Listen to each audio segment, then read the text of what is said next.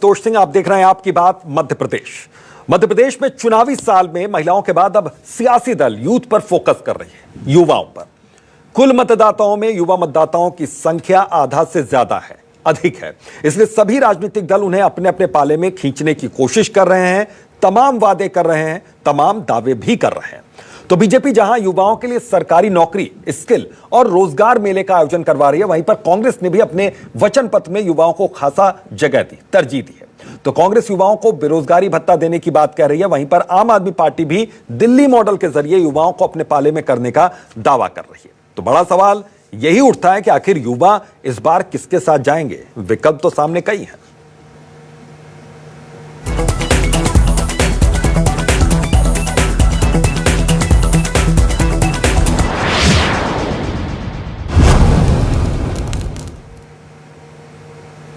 तो युवाओं को अपने अपने और खींचने की कोशिश यहां पर हो रही है, अपने पाले में लाने की कोशिश हो रही है। सीएम शिवराज सिंह चौहान ने क्या कहा है युवाओं के मद्देनजर, ये आपको सबसे पहले सुनाते हैं। कुछ लोग करते हैं बेरोजगारी भत्ते की बात, और जिन सरकारों ने बेरोजगारी भत्ता दिया उनने केवल बच्चों को छलने का काम किया। इतनी शर्तें लगा देते हैं कि कुछ मिलता ही नहीं है, बहुत कम लोग। लेकिन कैसे काम चलेगा? चिड़िया अपने बच्चों को घोंसला नहीं देती, पंख देती है ताकि वो ऊंची उड़ान भर सके, अनंत आकाश में ऊंची उड़ान। और हमने योजना बनाई, मुख्यमंत्री सीखो, युवा सीखो और कमाओ योजना, और ये जुलाई में चालू कर रहे हैं, जून में रजिस्ट्रेशन शुरू हो जाएगा। तो इस पूरे मसले को लेकर बीजेपी कांग्रेस क्या कहती है? मुकेश नायक जो कि पूर्व मंत्री हैं कांग्रेस के, वो क्या कह रहे हैं? नेहा बग्गा बीजेपी प्रवक्ता हैं, उनका क्या कहना है? सुनवाते हैं ये भी आपको दोनों बयान। परिवर्तन के मूल में युवा शक्ति ही होती है, और युवा शक्ति को साथ में लेना, उनके भविष्य को सुनिश्चित करना, उसके अनुरूप नीति और कार्यक्रम बनाना, ये पहली प्राथमिकता है कांग्रेस की। ये पूरी युवा नीति में बदलाव करेंगे, शिक्षा में ऐसे क्रांतिकारी और मूलभूत परिवर्तन करेंगे जिसमें युवकों को शिक्षा भी मिले और रोजगार भी मिले। स्किल डेवलपमेंट के फील्ड में पूरा अप्रोच को हम लोग चेंज करेंगे ताकि रोजगार उन्मुखी और व्यावसायिक शिक्षा को बढ़ावा मिल सके। मैं माननीय मुख्यमंत्री जी का धन्यवाद करना चाहती हूँ कि पहले युवा नीति में जिस तरीके से उन्होंने युवाओं को जोड़ने के लिए स्किल ट्रेनिंग के साथ में सीखो और कमाओ योजना को लेकर आए थे। संगठन हो भारतीय जनता पार्टी का या सरकार हो, युवाओं को एक विशेष प्रकार का स्थान मिलता है। युवा उत्साहित महसूस करते हैं, युवाओं को रोजगार प्राप्त हो रहे हैं रोजगार मेले के माध्यम से, और इस इंटर्नशिप ट्रेनिंग प्रोग्राम के तहत लर्न एंड अर्न का जो फॉर्मूला है वो उनके लिए एक प्रकार से नए नए अवसर लेकर आ रहा है। दूसरी ओर कांग्रेस है जिसने 15 माह की सरकार बनाई, युवाओं को ठगा। संगठन में भी कांग्रेस के युवाओं का कोई स्थान नहीं है। तो उस समय कमलनाथ जी उन्हें बैंड बजाने और ढोल चलाने की ट्रेनिंग दे रहे थे। 4000 रुपए बेरोजगारी भत्ते का कहा, पर एक भी युवा को सामने नहीं रख पाए। तो अंतर साफ है, भारतीय जनता पार्टी आज के युग के साथ है और कल के युवाओं का भविष्य तैयार कर रही है। तो बिल्कुल न्यूज़ 24 मध्य प्रदेश छत्तीसगढ़ के कुछ अहम सवाल की युवाओं को लेकर दावों और वादों की भरमार। अब एमपी में कोई भी युवा नहीं बैठेगा बेकार। क्या ऐसा हो जाएगा? यह संभव है। सरकारी नौकरी, ट्रेनिंग, रोजगार मेले की व्यवस्था की जा रही है। शिवराज सरकार में क्या युवाओं की आस्था बढ़ेगी? यह भी एक अहम सवाल। बेरोजगारी भत्ता, नौकरी के दावे के साथ कांग्रेस भी पूरी तरीके से तैयार है, और आम आदमी पार्टी को दिल्ली मॉडल पर एतबार है। तो अपना अपनी पार्टी, अपना अपना एतबार, अपने अपने वादे। तो एमपी चुनाव से पहले युवाओं पर खासा फोकस, आधे से ज्यादा वोट बैंक के लिए सियासी दल चौकस हो गया है। तो न्यूज़ 24 मध्य प्रदेश छत्तीसगढ़ के अहम सवाल, और इन्हीं सवालों का जवाब हम जानने की कोशिश करेंगे। हमारे साथ कुछ मेहमान जुड़ रहे हैं, सीधा उनका तारुफ करा देते हैं दर्शकों से। आशीष शर्मा है, विधायक हैं बीजेपी के।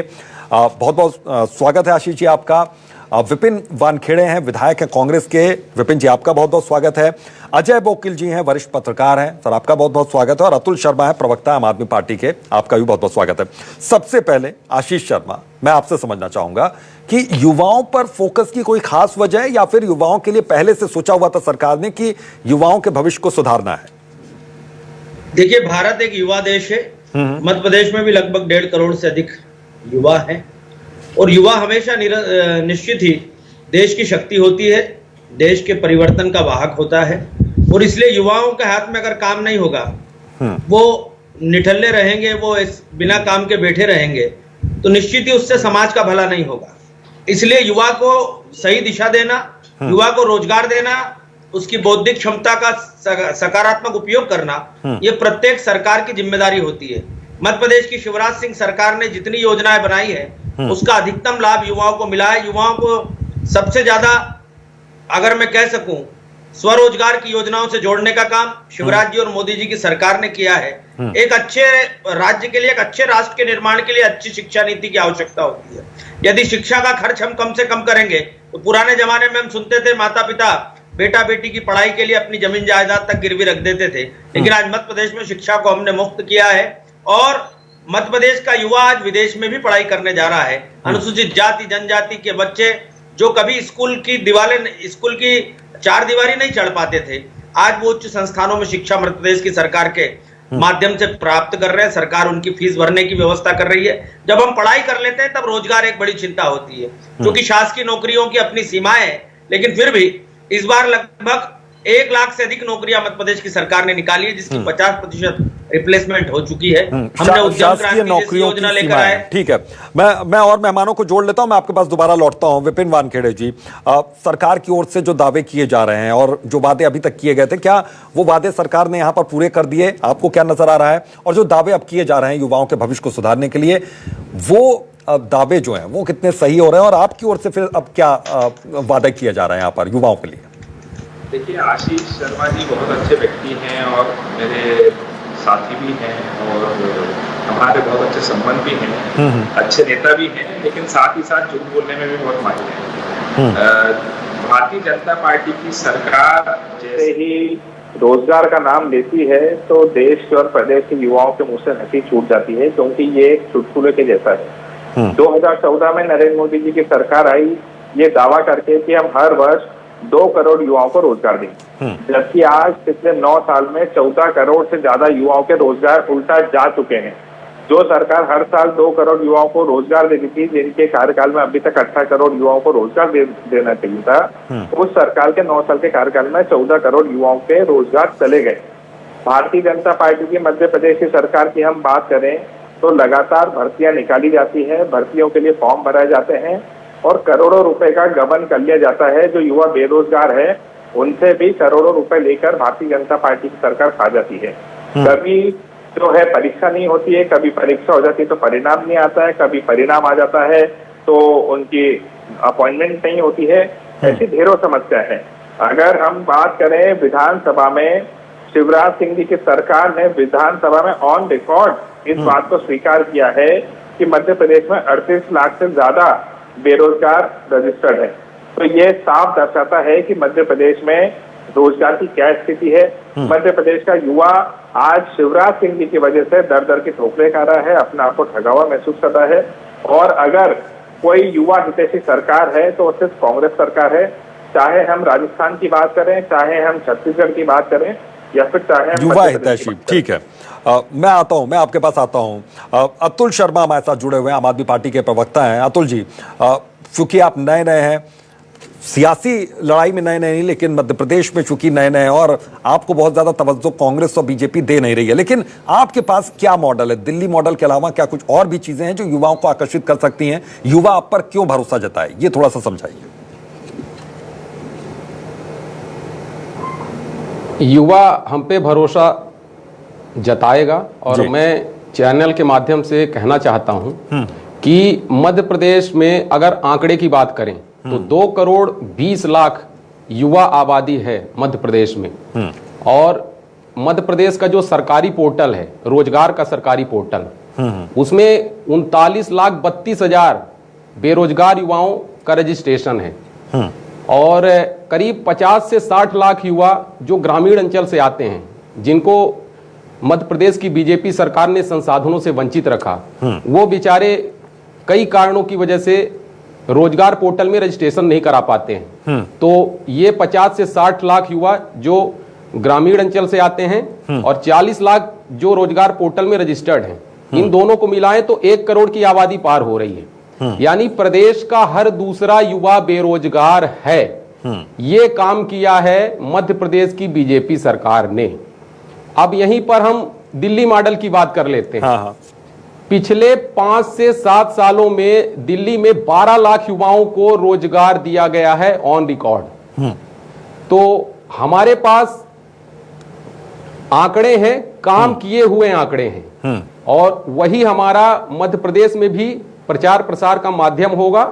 और युवा वर्ग हमें काफी पसंद कर रहा है, हमारी नीतियों को, हमारी शिक्षा, स्वास्थ्य, बिजली, पानी, रोजगार देने के तरीकों को युवा काफी पसंद कर रहा है। और आपको एक बहुत महत्वपूर्ण बात मैं बताना चाहूंगा कि पंजाब में आम आदमी पार्टी की सरकार है। वहां टाटा स्टील पूरे प्रदेश का दूसरा सबसे बड़ा स्टील प्लांट लगाने जा रही है, काम शुरू हो गया है। तो आप सोचिए कि कितने रोजगारों को पंजाब में नौकरी मिलेगी।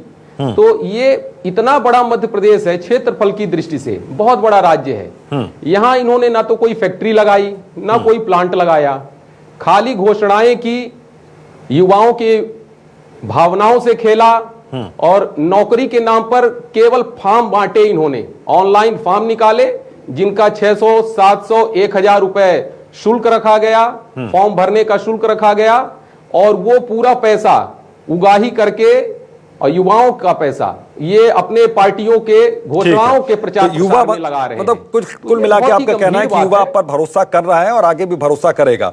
ठीक है, हमारे साथ वरिष्ठ पत्रकार जुड़े हुए हैं अजय बोकिल जी। अजय जी, थोड़ा सा आप ये समझाइए कि युवाओं पर अचानक ये फोकस, चाहे बीजेपी हो, कांग्रेस हो या आम आदमी पार्टी हो, इन्होंने करना शुरू कर दिया, लेकिन युवाओं के मन में क्या चल रहा होगा, युवाओं के दिल में क्या चल रहा होगा, वो किस ओर जा सकते हैं, किस ओर झुक सकते हैं? देखिए, पहली बात तो यह है कि पार्टियां चाहे बीजेपी हो, कांग्रेस या और भी कोई पार्टी हो, बेरोजगारी भत्ता तब देने की नौबत आती है जब आप रोजगार नहीं दे पाते हैं। ये एक तरह से इस बात की स्वीकृति है कि हम रोजगार नहीं दे पा रहे हैं, इसलिए बेरोजगार भत्ता दे रहे हैं। हाँ, बिल्कुल। तो एक चीज, दूसरी बात यह है कि अगर बेरोजगार भत्ता ही देना था तो बीजेपी सरकार 3 साल से सत्ता में है, चुनाव के पहले क्यों याद आई? इसी तरह कांग्रेस ने पहले घोषणा की थी शायद 4000 रुपए बेरोजगारी भत्ता देने की, तब भी वो लगभग चुनाव के हिसाब से ही इस तरह के निर्णय लिए जाते हैं। और जहाँ तक इनके क्रियान्वयन का सवाल है तो अमूमन इसमें बहुत ज़्यादा सफलता नहीं मिलती है। हालांकि अभी जो डायरेक्ट बेनिफिट वाली योजनाओं की तरह सीधा पैसा हितग्राही के खाते में जाने लगा है, हो सकता है उसका इस्तेमाल करते ये पैसा पहुँच जाए, लेकिन सवाल ये कि अभी तो पैसा बढ़ना शुरू भी नहीं हुआ, अभी रजिस्ट्रेशन चल रहे हैं। जुलाई में या अगस्त में जाके पैसा मिलना शुरू होगा।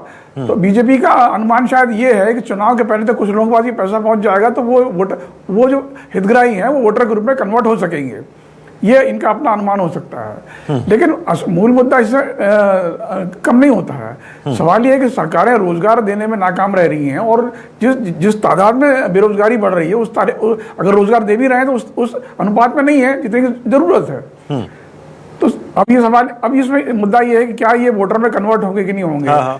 इसमें हो सकता है कुछ लोग वोटर में कन्वर्ट हों, बीजेपी को कुछ वोट मिले, कुछ कांग्रेस को मिल सकते हैं, लेकिन मुझे नहीं लगता है कि इससे कि बहुत ज्यादा असर पड़ेगा इसका। क्योंकि जैसे लाडली बहना योजना है तो उसमें भी है कि पैसा सरकार दे रही है और ये मान के चल रही है कि कुछ पैसा लोगों को देने से वो वोटर पे तब्दील हो जाएगा। कुछ लोग हो सकते हैं, इसमें कोई शक नहीं है, लेकिन जो असली समस्या वो बहुत बड़ी है। मूल मुद्दे से ध्यान हटाने के लिए बेरोजगारी भत्ता जैसी योजनाएं लागू होती हैं, क्योंकि इतने ज्यादा युवाओं को यहाँ पर रोजगार देना संभव या फिर उनको नौकरियां देना संभव, ये दोनों अलग अलग चीजें भी हो जाती हैं और इतना क्या प्रैक्टिकली संभव है ये भी देखना होगा यहाँ पर। आशीष शर्मा जी, थोड़ा सा इस बात को समझाइए कि जो रोजगार पोर्टल जो सरकार का बना हुआ है उस पर लगभग 39 से 40 लाख के आसपास कुछ युवाओं का रजिस्ट्रेशन हुआ, लेकिन जैसा कि यहाँ पर आम आदमी पार्टी के प्रवक्ता कह रहे हैं कि बहुत से ऐसे युवा हैं जो ग्रामीण अंचल से आते हैं, ग्रामीण क्षेत्रों से आते हैं, उनका रजिस्ट्रेशन संभव नहीं हो पाया, तो वो भी बेरोजगारों की लिस्ट में है। तो किस तरीके से इनकी नैया पार लगेगी यहाँ पर? सिर्फ उनको ख्वाब दिखाए जाएंगे या फिर ख्वाब उनके कुछ के पूरे होंगे यहाँ पर? देखिए, समाज में रोजगार की अवधारणा को शासकीय नौकरी से जोड़कर देखा जाता है, लेकिन पिछले कुछ वर्षों में चूंकि शासकीय सेवाओं के अवसर कम होते जा रहे हैं, मशीनीकरण का युग है, लेकिन उसके बाद भी स्वरोजगार योजनाओं से जोड़ने का काम मध्य प्रदेश की सरकार ने लगातार किया। युवा उद्यम क्रांति योजना, मुख्यमंत्री स्वरोजगार योजना, लगभग 46 लाख बच्चों को 30,800 करोड़ रुपए के ऋण प्रकरण हमने स्वीकृत कराए। निजी क्षेत्र में रिप्लेसमेंट के हिसाब से लगभग वर्ष 2022-23 में ही 40,000 युवाओं को निजी क्षेत्र में नौकरी का अवसर प्राप्त हुआ। और अब हमारी सरकार ने जो नई युवा नीति बनाई है, जिसके अंतर्गत 25,000 युवाओं से अमूल्य सुझाव लिए गए, 10,000 से अधिक सुझाव सरकार के पास आए, और हमने मध्य प्रदेश की युवा नीति बनाई है। देखिए, युवा को बेरोजगारी भत्ता देना पर्याप्त नहीं है, इसलिए शिवराज जी की सरकार सीखो और कमाओ योजना लेकर आई है। लर्न एंड अर्न, युवा काम भी सीखेगा, तकनीकी रूप से वो मजबूत भी होगा और उस आधार पर, उसके उस ज्ञान के आधार पर, उसकी उस प्रतिभा के आधार पर उसे रिप्लेसमेंट भी दिया जाएगा और जितने दिन वो ट्रेनिंग लेगा उतने दिन का भी उसको लगभग 8,500 रुपए प्रति माह के हिसाब से भुगतान किया जाएगा। नरेंद्र मोदी जी का ये भारत देश है जहां उन्होंने कौशल का विकास किया है। सिर्फ सरकारी नौकरी मिलना पर्याप्त नहीं है, अगर आप अपना खुद का उद्यम लगाने की इच्छा रखते हो तो आपको सरकार उसमें सहायक सिद्ध हो रही है। और आज कई स्टार्टअप शुरू हुए हैं, कई छोटे छोटे कल कारखाने युवाओं ने डाले हैं जो आज समाज में नया बदलाव लेकर आ रहे हैं। वो कमा भी रहे हैं। विपिन वानखेड़े जी, इस बात को समझाइए थोड़ा सा, ये जो दावा यहाँ पर किया जा रहा है इसमें हकीकत कुछ नजर आ रही है? क्योंकि स्टार्टअप यहाँ पर शुरू किया गया, कहा जा रहा है कि सरकार ने स्टार्टअप के लिए आह्वान यहाँ पर किया, युवाओं को बहुत मोटिवेट किया यहाँ पर और युवा उसका अब लाभ उठा रहे हैं। क्या हकीकत में ऐसा नजर आ रहा है? आपको क्या कमियां लगती है? मैंने तो पहले ही बोला, आशीष जी बहुत अच्छे व्यक्ति हैं लेकिन झूठ बोलने में माहिर है। शिवराज सिंह जी लगातार इन्वेस्टर समिट करते रहते हैं, लेकिन उन इन्वेस्टर समिट में लाखों हजारों करोड़ों की बातें की जाती हैं, लेकिन जब बात रोजगार पर आती है तो उसका परिणाम शून्य निकलता है। युवाओं को रोजगार के नाम पर ठेंगा मिलता है। अगर कुछ गिने चुने युवाओं को रोजगार मिल भी जाता है तो युवा मध्य प्रदेश के बाहर के होते हैं। कमलनाथ जी ने ये योजना लागू करी थी, कमलनाथ जी ने ये नियम बनाया था कि हम प्राइवेट सेक्टर में भी 70% युवाओं को, स्थानीय युवाओं को नौकरी देंगे। ये सिर्फ और सिर्फ कमलनाथ जी के द्वारा किया गया।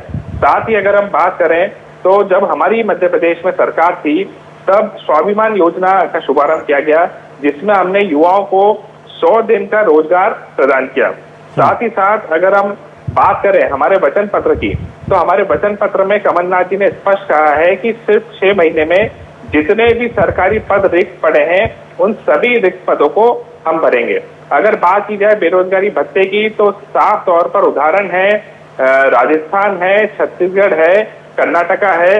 राजस्थान में हम शिक्षित महिलाओं को 4500 रुपए और पुरुषों को 4,000 रुपए मासिक बेरोजगारी भत्ता दे रहे हैं। अगर हम बात करें छत्तीसगढ़ की, तो छत्तीसगढ़ में हम 35 वर्ष के उम्र के युवाओं तक को 2500 रुपए का मासिक बेरोजगारी भत्ता दे रहे हैं। बोलने में और करने में बहुत फर्क होता है। मध्य प्रदेश के शिवराज सिंह जी का पूरे देश ही नहीं बल्कि पूरे विश्व में उनकी पहचान है कि ये घोषणावीर मुख्यमंत्री हैं, बड़ी बड़ी बातें करते हैं, लेकिन जमीन पर जब उसको लागू करने की बात आती है, जब बात इम्प्लीमेंटेशन की आती है, तब वो सब कुछ जीरो हो जाता है। ठीक है, मध्य प्रदेश का युवा साफ तौर पर समझ चुका है और आने वाले विधानसभा चुनाव में पछाड़ कर फेंकेगा भारतीय जनता पार्टी को। ठीक है, अतुल जी कुछ कहना चाह रहे थे, अतुल शर्मा जी कुछ कहना चाह रहे थे यहाँ पर। कांग्रेस से पूछेगा कि 4,000 रुपए बेरोजगारी भत्ता क्यों नहीं दिया 15। आशीष जी अभी आता हूं मैं आपके पास, पूछिए सवाल। बीजेपी विधायक जी ने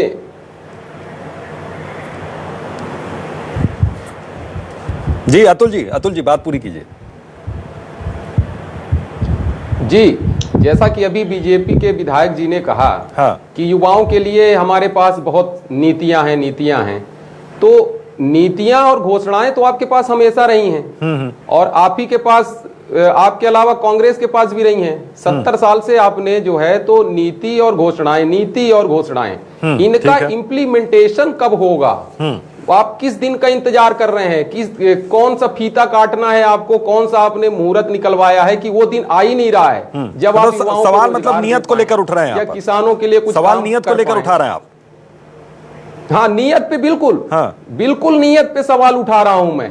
और आपको बता दूं कि इसी साल, ये चुनावी साल है, अप्रैल महीने में शिवराज मामा जी ने घोषणा की कि हम युवाओं को वार्ड स्तर पर रोजगार मुहैया कराएंगे।